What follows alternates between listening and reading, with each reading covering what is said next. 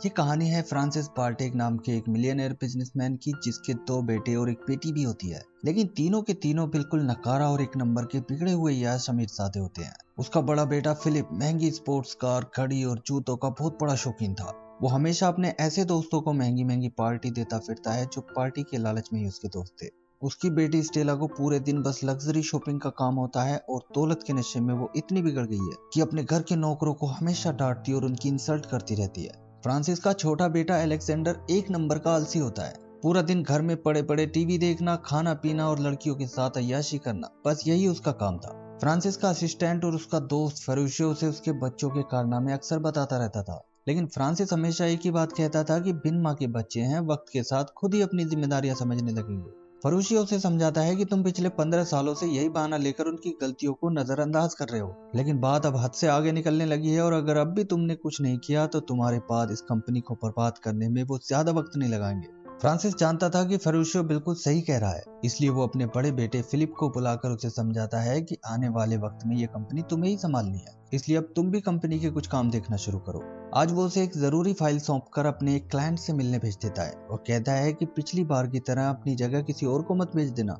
इसके बाद फ्रांसिस घर जाता है क्योंकि आज उसकी बेटी स्टेला का बर्थडे था। हर बार की तरह इस बार भी स्टेला अपने दोस्तों और बॉयफ्रेंड पर खूब पैसा उड़ा रही होती है और अपने मेहमानों की खातिरदारी में अपने नौकरों को बात बात पर डांट रही होती है। पार्टी में उसका बॉयफ्रेंड कार्लोस सबसे अपने आप को अर्जेंटीना का एक रईसजादा बताने में लगा हुआ था कि तभी फ्रांसिस को देखकर वो दोनों अंदर उससे मिलने जाते हैं, जहां कार्लोस उससे स्टेला का हाथ मांगता है। फ्रांसिस अच्छी तरह समझता था कि वो स्टेला से नहीं बल्कि उसकी दौलत से प्यार करता है और वो कहीं का कोई रईसजादा नहीं है, इसलिए वो स्टेला को भी ये बात समझाने की कोशिश करता है और शादी के लिए साफ इनकार कर देता है। लेकिन स्टेला अपने बाप की इस बात पर गुस्से से आग बबूला हो जाती है और अब वो कहती है कि मैं शादी के लिए आपसे परमिशन लेने नहीं बल्कि आपको सिर्फ बताने आई थी। अब वो सबके सामने अपनी और कार्लोस की शादी की अनाउंसमेंट करके अपने बाप की आंखों में आंखें डालकर देखने लगती है और फ्रांसिस गुस्से और बेबसी में उसे बस देखता रह जाता है। तभी फरूशियो फ्रांसिस के फोन पर उसके बड़े बेटे फिलिप की एक वीडियो भेजता है, जो उस क्लाइंट के पास अपने किसी आदमी को भेजकर खुद शराब के नशे में दोस्तों के साथ कहीं पार्टी कर रहा था। इतनी देर में उसके छोटे बेटे अलेक्जेंडर के स्कूल का प्रिंसिपल गुस्से में उसे ढूंढता हुआ वहां आता है, क्योंकि आज उसने अपनी वाइफ के साथ उसे रंगे हाथों पकड़ा था। मगर यहाँ जब प्रिंसिपल की दोनों बेटियां भी अलेक्जेंडर के साथ मिलती हैं तो अपने बेटे की इस करतूत पर फ्रांसिस कहीं अपना मुंह छुपाने की कोशिश करने लगता है। इस तरह एक साथ 3-3 झटके झेलने के बाद फ्रांसिस का दिल बैठने लगता है और उसे हार्ट अटैक आ जाता है। इसके बाद अस्पताल में दिखाया जाता है कि तीनों भाई बहन वहां आते तो हैं, लेकिन फ्रांसिस के बारे में पूछने की बजाय उनमें किसी फालतू टॉपिक पर आपस में ही बहस शुरू हो जाती है। ये देखकर फरूशियो उन सबको यहाँ से निकालता है और फिर फ्रांसिस से कहता है कि अब बताओ, मैंने कुछ गलत कहा था क्या?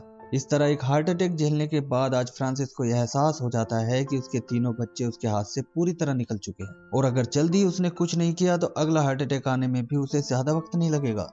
अब इसके 2 महीने बाद दिखाया जाता है कि एक दिन तीनों भाई बहन अपने डैड को जोर जोर से आवाज देते हुए पूरे घर में उन्हें ढूंढने लगते हैं, क्योंकि फिलिप के सारे क्रेडिट कार्ड ब्लॉक हो गए थे और वो अपने डैड के ऑफिस में बहुत सारी पुलिस को देखकर आया था। अलेक्जेंडर का फोन और वाईफाई बंद होने से उसकी ऐशो आराम वाली जिंदगी में खलल पड़ गई थी और स्टेला का भी कार्ड ब्लॉक होने से उसकी शॉपिंग रुक गई थी, जिससे वो बड़े ही खतरनाक गुस्से में थी। वो तीनों अपना एक गुस्सा अपने बाप पर ही निकालने वाले थे, लेकिन तभी बहुत सारी पुलिस की गाड़ियां उनके घर में घुसी चली आती हैं और आते ही बहुत सारे हथियारबंद पुलिस वाले उनके घर को चारों ओर से घेरने लगते हैं। ये खतरनाक मंजर देखकर डर के मारे तीनों भाई बहनों के हलक सूखने लगते हैं। पुलिस इस तरह उनके घर को चारों ओर से घेर रही थी जैसे वो देखते ही उन्हें गोली मार देगी, इसलिए वो तीनों अब घर के अंदर ही कहीं छुपने की कोशिश करने लगते हैं। लेकिन तभी बंदूक हाथ में लिए हुए उनके डैड उनके सामने आ जाते हैं और कहते हैं कि मेरे पीछे पीछे आओ, मैं तुम सबको पीछे के दरवाजे से निकाल कर ले जाऊंगा।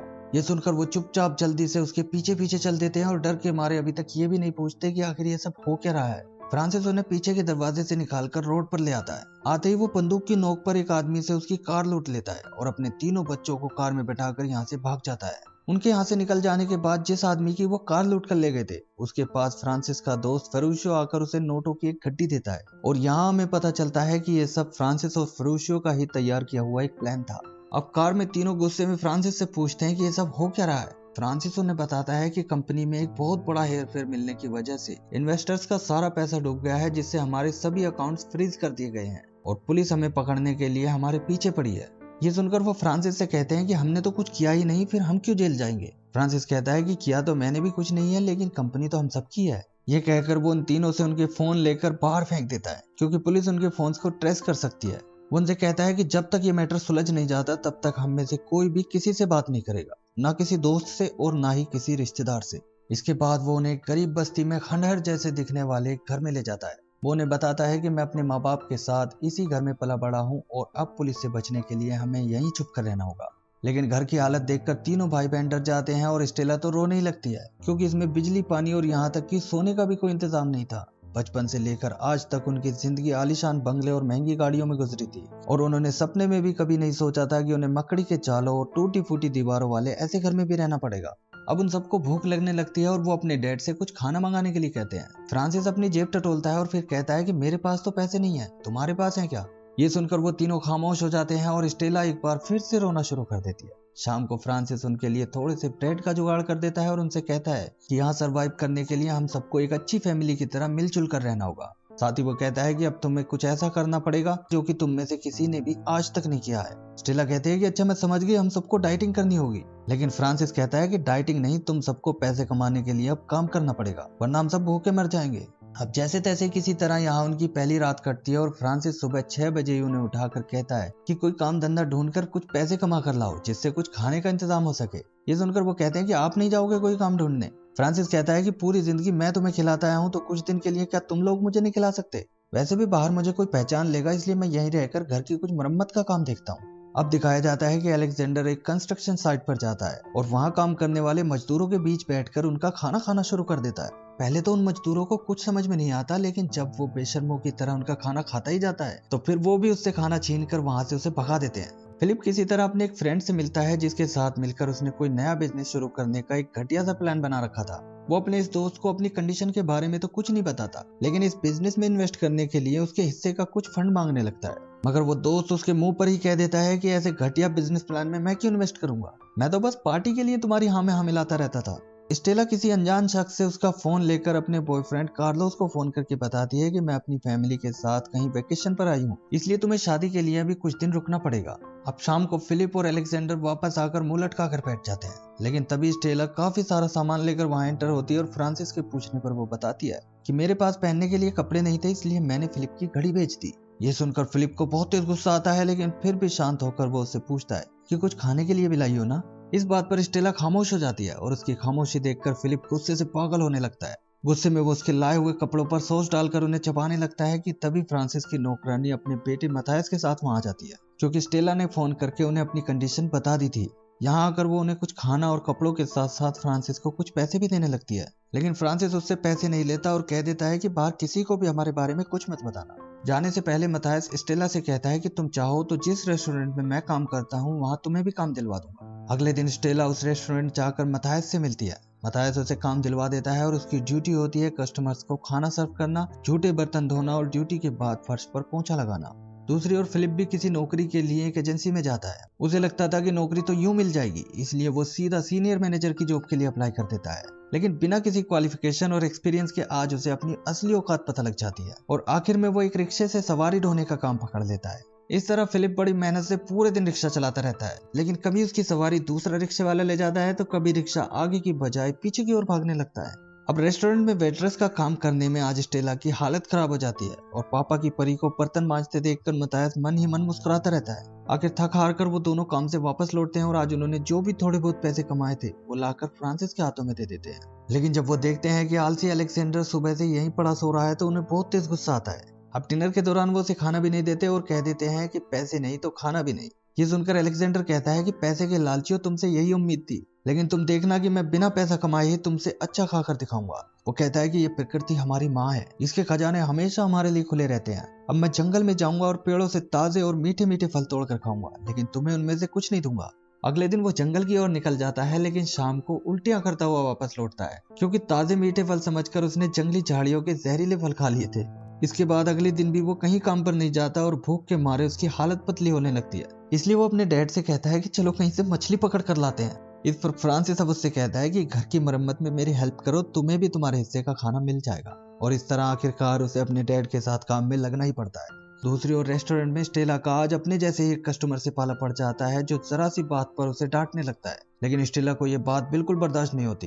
वो गुस्से में उस कस्टमर को ही सुनाकर किचन के अंदर चली जाती है और बड़बड़ाने लगती है कि उसने मुझे अपनी गुलाम समझ रखा है क्या। ये सुनकर मथायस उससे कहता है कि अपने नौकरों से तुम भी तो ऐसा ही बर्ताव करती थी, इसलिए अब तुम्हें इस बात का बुरा क्यों लग रहा है। वो कहता है कि बिना पैसे के राजकुमारी बनकर नहीं जिया जा सकता, इसलिए हालात का सामना करना सीखो, तुम्हें पैसे की बहुत सख्त जरूरत है। वो कहता है कि हम जैसे लोगों के लिए कस्टमर ही हमेशा सही होता है, चाहे वो अच्छा हो या बुरा। उसकी ये बातें सुनकर स्टेला बिल्कुल चुप रह जाती है और उसका गुस्सा बेबसी के आंसुओं में बदल जाता है। वो चुपचाप खाना उठाकर उस कस्टमर को देने चल देती है, लेकिन मथायस अब उसे रोककर उस बदतमीज कस्टमर के खाने में एक स्पेशल तड़का लगवाता है, जिससे स्टेला हैरान रह जाती है क्योंकि उसके नौकर शायद उसके साथ भी ऐसा ही करते होंगे। अब वो बिना किसी कंप्लेंट के चुपचाप काम करने लगती है। फिलिप को भी अब रिक्शा चलाने की आदत होने लगती है और अलेक्जेंडर भी घर की मरम्मत में अपने डैड की अच्छी तरह हेल्प करने लगता है। एक दिन रात को डिनर के दौरान बातों बातों में फिलिप के मुंह से कोई ऐसी बात निकल जाती है जिससे पता चलता है कि स्टेला को कई साल पहले एक ऐसी बीमारी हो गई थी जिससे उसे खाना खाते ही तुरंत उल्टी हो जाती थी, और इस बीमारी से एक साल में उसका 10 किलो वजन भी कम हो गया था। ये सुनकर फ्रांसिस चौंक जाता है और कहता है कि तुमने ये बात आज तक मुझे क्यों नहीं बताई। इस पर अलेक्जेंडर कहता है कि कैसे बताते, हमने जब भी फोन किया तो आप किसी बिजनेस ट्रिप पर विदेश में होते थे, आपको देखे हुए हमें कई कई साल बीत जाते थे। यहाँ तक कि पहली बार गांजा फूकने के चक्कर में एक बार जब पुलिस ने मुझे पकड़ लिया था तब भी आप यहाँ नहीं थे और किसी तरह फिलिप मुझे छुड़ा कर लाया था। फ्रांसिस अब हैरान होकर फिलिप की ओर देखने लगता है तो वो भी कहता है कि ये दोनों सही कह रहे हैं, आप तो उस वक्त भी नहीं आए थे जब मैं 2 हफ्ते तक अस्पताल में दर्द से करा रहा था और पूरी तरह डरा हुआ था, क्योंकि उस वक्त भी आप जापान में थे। ये सब सुनकर फ्रांसिस चिल्लाने लगता है कि हाँ हाँ सब मेरी गलती है। उसे आज अपने ऊपर बहुत तेज गुस्सा आ रहा था क्योंकि पैसा कमाने के चक्कर में वो अपने बच्चों से बिल्कुल दूर हो गया था। बिन माँ के बच्चों को उसने सिर्फ दौलत के भरोसे छोड़ दिया था, इसलिए वो बिगड़ते नहीं तो और क्या होता।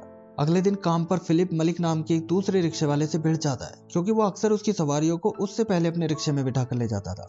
लेकिन फिलिप के पैरों में जूतों का एक रेयर मॉडल देखकर मलिक उससे बहुत इंप्रेस हो जाता है। उन दोनों को ही जूतों के कलेक्शन का शौक था, इसलिए अब वो दोनों बहुत अच्छे दोस्त बन जाते हैं। घर पर आज अलेक्जेंडर पाइपलाइन और पानी गर्म करने का सिस्टम चालू कर देता है क्योंकि अपने स्कूल के प्रिंसिपल के साथ प्रैंक करने के चक्कर में वो पूरे 1 महीने तक प्लम्बिंग सिखाने वाले ट्यूटोरियल्स देखता रहता था। फ्रांसिस ये देखकर आज उससे बहुत इंप्रेस हो जाता है क्योंकि वो इतना भी नकारा नहीं था जितना वो उसे समझता था। शाम को फ्रांसिस अपने तीनों बच्चों से एक अच्छा फादर ना बन पाने के लिए माफी मांगता है और बताता है कि तुम्हारी माँ की अचानक मौत के बाद मुझे समझ में नहीं आ रहा था कि एक ही वक्त में माँ और बाप दोनों का फर्ज कैसे निभाऊं, लेकिन मैं अपने काम में भी इसीलिए बिजी रहता था ताकि तुम्हें एक बेहतर जिंदगी दे सकूं। फ्रांसिस का ये रूप देखकर तीनों भाई बहन भी इमोशनल हो जाते हैं और ये शाम वो एक अच्छी फैमिली की तरह साथ में खुशी खुशी बिताते हैं। इस तरह 1 महीने के अंदर ही वो सब अपनी इस नई जिंदगी के हिसाब से ढलने लगते हैं। स्टेला की अपने कोवर्कर्स के साथ अच्छी दोस्ती हो जाती है। फिलिप मलिक के साथ जूतों का एक छोटा सा ऑनलाइन बिजनेस शुरू करने का प्लान बनाने लगता है और अलेक्जेंडर भी अपने फादर के साथ मिलकर इस घर का रिनोवेशन करने में लग जाता है। वो सब खूब मेहनत करते हैं, कोई फिजूल खर्ची नहीं करते और खुशी खुशी साथ मिलकर अपनी एक नई दुनिया बसाने की कोशिश करने लगते हैं। लेकिन इसी बीच शहर में स्टेला के बॉयफ्रेंड कार्लोस को उन सब की गैर मौजूदगी से कुछ शक होने लगता है और वो उनकी जासूसी करता हुआ एक दिन वहीं पहुंच जाता है। इस वक्त घर पर सिर्फ फ्रांसिस होता है जो कार्लोस को देखकर गुस्से से भर जाता है और उसे कहता है कि बताओ मेरी बेटी और हम सब की जिंदगी से दूर रहने का तुम कितना पैसा लोगे। कार्लोस एक शैतानी हंसी हंसते हुए उसका ये ऑफर ठुकरा देता है कि तभी तीनों भाई बहन भी घर आ जाते हैं। कार्लोस उनसे कहता है कि अब तुम सबको जरा सी भी टेंशन लेने की जरूरत नहीं है, मैंने अर्जेंटीना में अपनी सारी प्रॉपर्टी बेचकर इन्वेस्टर्स का सारा पैसा चुका दिया है, इसलिए अब तुम सब आराम से अपने घर जा सकते हो। उसकी ये बात सुनकर तीनों अपने फादर फ्रांसिस का मुंह देखने लगते हैं तो उसे भी कहना ही पड़ता है कि कार्लोस सही कह रहा है, जिस पर वो सब खुशी से उछल पड़ते हैं। इस तरह वो सब शहर वापस लौट आते हैं जहाँ स्टेला को छोड़कर जाने से पहले कार्लोस उसे कहता है कि कल हम दोनों शादी कर लेंगे। स्टेला भी उसकी हाँ में हाँ मिला देती है, लेकिन शादी को लेकर वो पहले की तरह एक्साइटेड नजर नहीं आ रही थी। फ्रांसिस को भी सबसे ज्यादा स्टेला की ही चिंता सताई जा रही थी क्योंकि वो नहीं जानती थी कि कार्लोस एक फ्रॉड है, लेकिन वो उसे कैसे समझाए क्योंकि कार्लोस के इस नाटक के बाद तो वो और भी ज्यादा उस पर यकीन करने लगी होगी और अगर वो कार्लोस की पोल खोलने के लिए सच बताता है तो उसके बच्चे उसे कभी माफ नहीं करेंगे। लेकिन आखिर ये उसकी बेटी की जिंदगी का सवाल था, इसलिए अगले दिन जब उसकी नौकरानी और दोस्त फरोशियों से हिम्मत देते हैं तो वो सबसे पहले स्टेला को अपने नाटक और कार्लोस की सच्चाई बताने के लिए फोन करता है।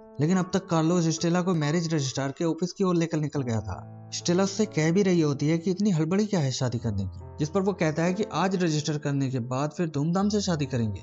इसी बीच जब फ्रांसिस की कॉल आती है तो स्टेला के हाथ से लेकर जल्दी से कार्लोस ही फोन उठा लेता है। स्टेला को शक ना हो इसलिए वो फ्रांसिस को ये भी बता देता है कि वो दोनों मैरिज रजिस्ट्रार के ऑफिस में शादी करने आए हैं, लेकिन वो स्टेला को ये पता नहीं लगने देता कि दूसरी ओर से उसके फादर पूरी तरह चिल्ला रहे थे।